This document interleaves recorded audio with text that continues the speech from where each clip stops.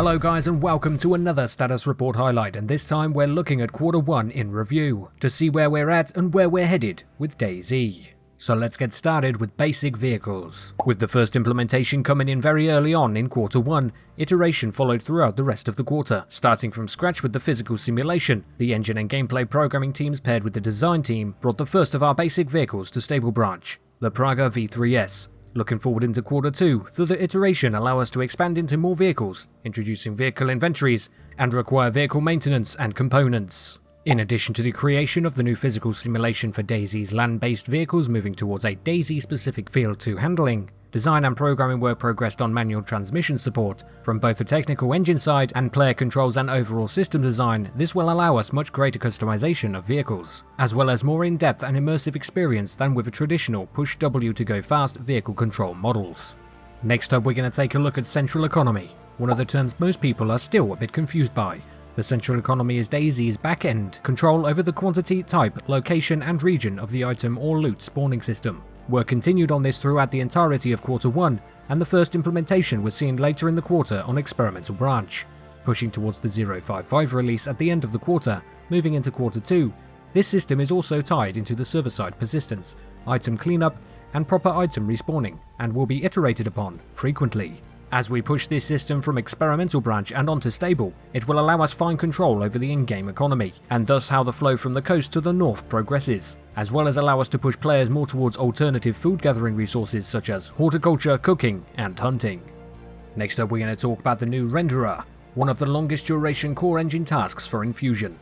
The base engine technology being developed in tandem with DayZ is the separation of the existing legacy renderer from the engine side simulation, and the creation of a brand new rendering module critical for the flexibility and life of the Infusion engine. This task is arguably one of the most paramount technology upgrades for DayZ moving forward, and was much more of a task than we initially expected, having been pushed beyond its intended experimental branch dates several times. As quarter 1 draws to a close, we are within weeks of completion of the module itself, and the analysis of time required to implement the currently used DirectX 9 tech was undertaken. Internal review has shown that the additional time spent to hook DirectX 9 into the new rendering module is near identical to the time that would be required to add in DirectX 11 support, as the original intent was to support DirectX 9 in tandem with DirectX 12, gave way to increased DirectX 12 support within the industry. The decision was made to ditch DirectX 9 support for the new rendering module and move directly into supporting DirectX 11, as supporting 3 separate platforms, DirectX 9, 11 and 12, is not feasible. DirectX 11 was the clear winner for the mainstream platform target. What does this mean for you, the average survivor? We'll be moving forward with the initial support for DirectX 11 only, with DirectX 12 support following eventually. Windows XP will no longer be possible, as it is not capable of DirectX 11 support. Windows XP has always been below minimum requirements for DayZ, with a time estimate of approximately 2 months to complete the last required changes for the new rendering module and the support for DirectX 11. The initial goal is a 1-to-1 visual parity with the original simulation-tied renderer. Once implemented, the design team will have access to more robust and complex particle effects. Systems such as bleeding, fires, flares, etc. will receive the proper visual attention they require. Volumetric fog will be possible within the world of Chernarus. Estimated completion date of support for DirectX 11 is mid to late May 2015. Next up, diseases. Be it person-to-person contact consuming contaminated water sources, or the cost of a compromised immune system exposed to the harsh conditions of the Chernarus weather, the risk and costs of maintaining player character health has been something long anticipated. Hitting the experimental branch late quarter 1, the initial implementation of communicable diseases made its arrival with cholera.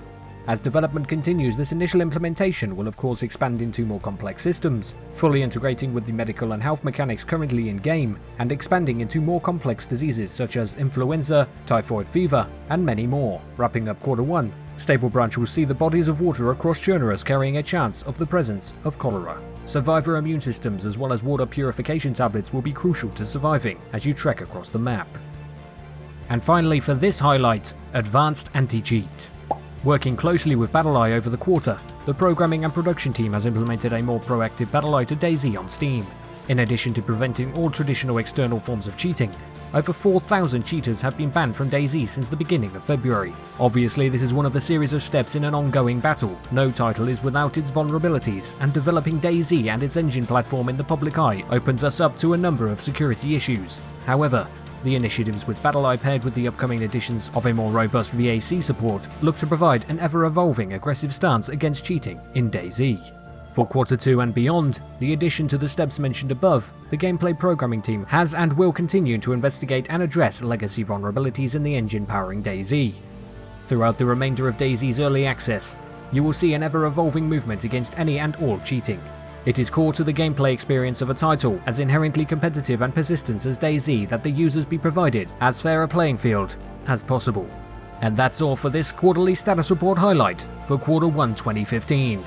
As always, I would recommend you read the status report in full for yourselves for the most amount of information that it holds. All links will be in the description, as well as for DayZ TV for your latest DayZ news and information.